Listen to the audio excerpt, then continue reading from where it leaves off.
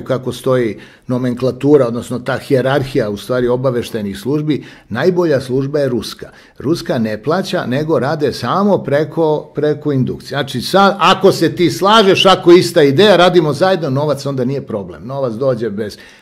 Sljedeća je Engleska, oni imaju i najbolje procene, recimo, za sve te geopolitičke situacije, Englezi imaju savršeno, to se uvek intelligence service, onda posle Engleza je jevrejska, Mossad, zato što oni isto imaju taj egzistencijalni problem, ali sada se to labavi. Nekad dok su Jevreji bili više napadani, oni su bili više zajednice. Sada već i kod njih ima raznih rupa. Evo su premijera sudili zbog krađe, pa to nije moglo se zamisliti. Mislim, razumete? Jer čovjek iz verskih razloga je možda krade, ako je vernik. Ali to sve popušta.